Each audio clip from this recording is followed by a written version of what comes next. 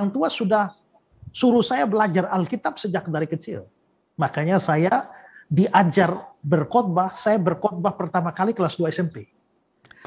Baik, saudara, kita akan undang tamu kita pada episode kali ini, yaitu Pastor Esra Soru. Selamat malam, Pak Esra Soru. Apa kabarnya? Puji Tuhan, Pak. Shalom untuk semuanya. Tuhan berkati semuanya. Puji Tuhan, puji Tuhan. Kita mengenal Pak Esra ini sudah sangat terkenal di dunia pengajaran dan ahli dalam menjawab semua pertanyaan Bible. Dan saya juga sempat mendengar bagaimana ulasan-ulasan ketika pertanyaan-pertanyaan disampaikan dan keren. Puji Tuhan. Nah, sekarang di ADT ini kita ingin mengetahui panggilan awal Pak Esra Soru dalam ladang Tuhan, dulunya itu seperti apa? Silakan Pak Esra, puji Tuhan. Ya, jadi saya ini sebenarnya anak yang telah dinasarkan oleh orang tua untuk menjadi hamba Tuhan. Ya, karena menurut cerita orang tua, pada waktu saya mau dilahirkan itu, ibu saya mengalami kesulitan di dalam melahirkan selama berhari-hari, dan itu jelas mengancam nyawa ibu saya maupun juga nyawa saya sendiri. Dan dalam keadaan seperti itu, akhirnya orang tua berdoa kepada Tuhan, meminta pertolongan, sampai membuat sebuah nazar, Tuhan, kalau memang Tuhan menyelamatkan anak ini, maka anak ini akan kami persembahkan untuk menjadi hamba Tuhan. Nah, dan ternyata Tuhan memang menolong, baik ibu saya maupun saya, sehingga ibu saya selamat, saya pun selamat, dan karena itulah orang tua menyerahkan saya menjadi hamba Tuhan. Dan sejak saya kecil itulah mereka telah menanamkan dalam pikiran saya bahwa saya akan menjadi seorang pendeta, menjadi seorang hamba Tuhan. Dan itu ditanamkan terus mulai dari saya kecil. Dan saya berpikir ya itulah jalan yang harus saya lalui. Hanya saja setelah diindoktrinasi sedemikian rupa bahwa saya harus menjadi seorang pendeta, lalu pada waktu saya SMP, saya mulai merasa aneh. Karena ketika guru bertanya di sekolah, apa cita-cita Anda? Maka semua teman-teman yang lain bisa memberikan cita-cita yang mereka angan-angankan. Tapi saya kok tidak bisa? Saya seperti sudah dipatok bahwa saya harus menjadi pendeta tanpa meminta persetujuan saya dan tanpa mempertimbangkan saya mau, saya suka atau tidak suka. Ya. Dan saat itulah saya protes kepada orang tua, saya nggak mau jadi pendeta lah. Karena saya ingin menjadi astronot, itu cita-cita saya. Nah, dan setelah berpikir bahwa saya jadi astronot, tapi belakangan saya merasa bahwa mungkin astronot itu orang-orang Amerika saja yang bisa jadi astronot, sedangkan Indonesia dengan teknologinya yang masih segini, mungkin belum bisa ada astronot dari Indonesia. Akhirnya saya turunkan dikit. Kalau astronot sampai luar angkasa nggak bisa, ya sudah turunkan dikit jadi pilot lah. Nah, akhirnya saya bercita-cita jadi pilot. Saya sampaikan ke orang tua, saya nggak mau jadi pendeta lagi. Saya maunya jadi pilot. Nah, lalu menurut cerita papa dan mama, begitu mereka mendengar omongan saya seperti itu, mereka dua berbicara, wah ini gimana nih?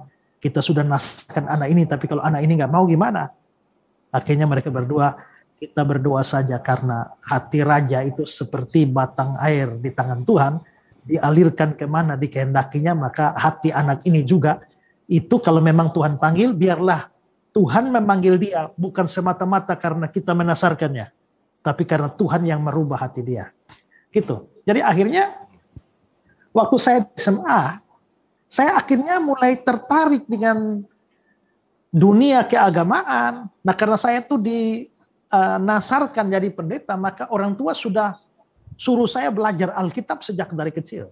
Makanya saya diajar berkhotbah, saya berkhotbah pertama kali kelas 2 SMP. Kelas 2 SMP? Kelas 2 SMP. Wow. Itu karena kelas 1 SMP saya sudah diikutkan ke kursus Alkitab yang diselenggarakan oleh gereja GKPB ya, MDC sekarang. Oke. Nah, MDC sekarang. Jadi saya sudah menamatkan studi-studi Alkitab di situ, lalu kelas 2 SMP saya mulai berkhotbah, tapi tetap belum punya keinginan menjadi pendeta. Akhirnya sampai SMA, saya makin terlibat dalam pelayanan, akhirnya saya merasa bahwa memang bukan lagi sekar karena nasar orang tua, tapi saya merasa bahwa Tuhan memang memanggil saya untuk menjadi seorang hamba Tuhan. Oke, puji saya Tuhan. Berpikir, wah, ini ada hal yang menarik. Sebelumnya saya ingin jadi astronot, pergi ke bulan, bawa orang ke bulan, tapi akhirnya saya turunkan sedikit, jadi pilot saja, bawa orang ke langit saja. Tapi sekarang Tuhan pakai saya bawa orang ke surga. Berarti lebih daripada sekedar di bulan. Wah, keren. Wah, keren. Berarti permulaannya adalah dari pengaruh orang tua. Tuhan pakai dari orang tua, dinasarkan. Lalu kemudian dalam perjalanan, Tuhan sendiri yang mengalirkan seperti hati raja, kemana Tuhan mau. Hati Pak Ezra juga dialirkan kemana Tuhan mau, dan jadi akhirnya. Saya mau sampaikan kepada semua pemirsa ADT, para orang tua, engkau punya pengaruh besar untuk anak-anakmu. Dan biarlah engkau juga mendoakan anak-anak saudara untuk bisa ambil bagian dalam ladang Tuhan seperti Pak Ezra ini. Baik, yang berikut Pak Ezra, pertolongan Tuhan yang pernah dialami Pak Ezra yang tentunya banyak sekali, dan yang sekarang ingin disaksikan ke pemirsa ADT itu apa? Bisa disampaikan? Ya, memang pertolongan Tuhan sebenarnya banyak sekali ya, dan mungkin yang bisa saya saksikan di sini ini adalah bahwa mungkin satu hal yang menarik tadi di dalam cerita saya adalah bahwa sekalipun saya dinasarkan menjadi seorang hamba Tuhan, diajar untuk belajar Alkitab sedemikian rupa, ya, tapi karena pada saat di mana saya menolak untuk menjadi hamba Tuhan, itulah saya diajak teman bahkan sampai terlibat di dalam menggunakan kuasa gelap.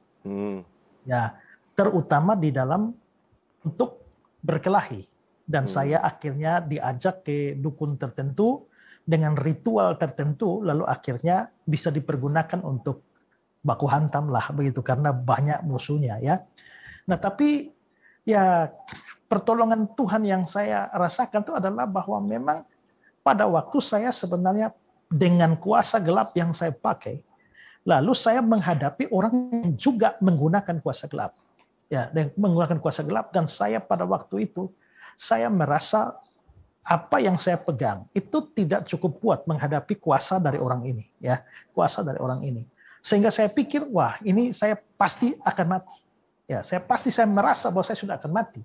Ya, tapi menariknya adalah bahwa pada waktu detik-detik di mana saya merasa bahwa saya akan mati karena perkelahian itu, tapi anehnya saya merasa seperti saya tertolong, dan akhirnya di semacam ada sesuatu cahaya yang melindungi saya, sehingga akhirnya saya tidak jadi mati gara-gara kuasa orang itu. Ya. Nah, setelah saya bertobat dan saya mulai melayani Tuhan, mungkin pertolongan Tuhan yang besar yang saya hadapi itu adalah ketika dalam pelayanan-pelayanan di mana saya berhadapan dengan kuasa-kuasa gelap. Ya, kuasa-kuasa gelap, karena saya dulu mulai dari SMA, itu saya sudah banyak pelayanan keliling ke desa-desa, kampung-kampung, dan pada zaman itu masih orang kuasa-kuasa gelap di wilayah NTT itu banyak sekali. Ya, dan sering berurusan dengan pelayanan-pelayanan okultisme seperti itu, dan serangan-serangan secara rohani. Misalnya saja, ya, waktu saya berkhotbah itu, tiba-tiba seluruh ruangan itu bau mayat. Ya, bau mayat. Dan itu karena sebelumnya saya sudah memegang suatu jimat tertentu, dan saya simpan pada waktu saya berkhotbah, saya mengangkat jimat itu, dan saya bilang, inilah bukti bahwa kuasa si jahat takluk di bawah kuasa Tuhan. Semua dukun-dukun, semua tukang santet di sini, hari ini saya menantang kamu, kuasa manakah yang lebih besar? Pada saat saya berkata seperti itu, tiba-tiba seluruh ruangan itu baunya menjadi bau mayat. Sementara itu tiba-tiba seluruh rombongan pemuji dengan pemusik, singer, semua lari tinggalkan ruangan karena mereka merasa seperti dihantam oleh sebuah tangan yang lain, tapi mereka membalik tidak melihat apa-apa, ya, tidak melihat apa-apa. Dan pada akhirnya memang itu pergumulan besar. Saya sebagai pemimpin Untuk anak-anak muda pada waktu saya berpikir bahwa kita diserbu dengan kuasa gelap seperti itu, dan kalau sampai banyak mati, saya kira bahaya besar sekali buat saya. Tapi melalui pergumulan dan peperangan rohani yang begitu luar biasa, kami akhirnya memenangkan peperangan rohani itu. Sehingga besok paginya ada seorang dukun yang datang bawa 1 ember penuh dengan segala macam jimat. Dan dia mengaku bahwa dialah yang menyerang kami malam itu. Dan dia memberitahu, ini untuk bikin sakit kepala, ini untuk bikin sakit perut, ini untuk bikin suami istri bertengkar. Pokoknya dia jelaskan detail seluruh jimat-jimatnya. Dan saya merasa bahwa pertolongan Tuhan itu terjadi pada saat saya berhadapan dengan kuasa-kuasa gelap seperti itu. Oke. Saya sangat percaya itu. Saya sangat percaya itu karena saya juga punya rekan yang pelayanan misi dan mengalami semacam seperti yang Pak Esra alami itu, bahkan akhirnya si dukunnya sakit dan minta didoakan. Dan itu memang masih terjadi sampai hari ini karena Pak Esra punya Roh Kudus yang di dalam dirinya jauh lebih besar dari semua roh yang ada di dalam dunia ini. Saya juga mau menyampaikan kepada para pemirsa ADT bahwa ketika engkau percaya Yesus, Roh Kudus ada di dalam dirimu, roh itu lebih besar dari segala roh yang ada dalam dunia, maka engkau tidak perlu takut kegelapan, engkau tidak perlu takut setan, engkau tidak perlu takut mantra. Karena semua mantra, tenung, santet, opok-opok, guna-guna, patah di dalam nama Yesus. Saya sangat percaya, setuju dengan Pak Esra tadi, setiap senjata yang ditempa oleh musuh terhadap kita orang percaya yang ada Roh Kudus tidak akan berhasil. Wah, keren Pak Esra. Puji Tuhan, puji Tuhan. Nah, sekarang Pak Esra, apakah mujizat yang terbesar yang disediakan Tuhan Yesus Kristus bagi orang percaya, khususnya bagi Pak Esra, dalam persepsinya Pak Esra, mujizat yang terbesar itu apa Pak Esra? Ya, kalau dalam pandangan saya sih memang mujizat itu banyak dalam berbagai macam bentuk ya. Dan seringkali mujizat hanya diasosiasikan dengan perkara-perkara yang sifatnya jasmania ya, atau pertolongan Tuhan di dalam kehidupan yang sementara ini. Tapi bagi saya mungkin mujizat terbesar itu adalah keselamatan yang Tuhan anugerahkan kepada kita ya. Yang lain itu hanyalah tambahan-tambahan. Apa artinya kita punya seisi dunia tapi kehilangan nyawa? Jadi sebenarnya mujizat paling besar menurut saya adalah mujizat penyelamatan kita sebagai orang berdosa. Yang mestinya kita nggak layak, harus binasa, tapi kalau Tuhan bisa memberikan anugerah, amazing grace bagi kita, itu sebuah miracle yang luar biasa. Jadi saya selalu, kalau ada yang saya syukuri, pertama-tama itu adalah menyukuri keselamatan itu sendiri. Dan selanjutnya memang banyak perkara yang dihadapi dalam hidup ini. Kalau saya, pengalaman saya 13 tahun yang lampau, itu memulai gereja, itu dengan sebuah proyek iman saja. Pada waktu itu, saya mungkin hanya cerita singkat saja Pak. Saya melihat sebuah lahan atau sebuah tanah, dan saya tanya itu harga berapa, ya kira-kira 1 miliar. 1 miliar pada masa itu. Lalu setelah itu saya tanya kepada bendahara gereja, ya berapa duit kita? 20 juta. Saya bilang, ambil. Ya, ambil karena saya pada waktu mau dirikan gereja itu sebenarnya saya nggak pengen jadi pendeta, jadi gembala jemaat. Saya rasa bukan karunia saya di situ. Saya karunianya mengajar. Tapi karena dalam tanda petik Tuhan memaksa saya menjadi seorang gembala, saya di awal memulai saya bilang, Tuhan, saya tahu saya nggak mampu. Tapi kalau memang Tuhan mau, saya tunduk. Tapi Tuhanlah yang bertanggung jawab terhadap maju mundurnya atau apapun yang menjadi problem dari gereja ini. Sekarang Tuhan, ada tanah 1 miliar, uangnya hanya 20 juta, silakan Tuhan tanggung jawab. Ambil. Ya, bikin kesepakatan jadi. Habis kesepakatan jadi Pak, saya mulai berdoa dan berkhotbah. Mari jemaat kumpul duit. Hanya dapat 30 juta, 40 juta. Masih jauh juga. Ya, berdoa lagi, kumpul duit lagi, masih jauh lagi. Terus berjuang sampai deadline hari terakhir. Besok harus membayar seluruhnya. Hari ini nggak punya duit. Ya, Saya ditelepon tuan tanah, saya rasa, waduh, saya nggak berani ngangkat lagi. Ya, tapi dia telepon terus sampai akhirnya saya sudah nggak enak, saya ngangkat lagi. Terus begitu saya angkat, orangnya bilang, Pak, berdasarkan perjanjian kita besok itu deadline pembayaran. Saya bilang, benar Pak. Lalu tiba-tiba tuan tanahnya bilang, bolehkah kita tunda 3 bulan lagi? Loh, kenapa? Karena saya mau ke Australia, jadi selama 3 bulan saya pulang baru kita tuntaskan urusan tanah.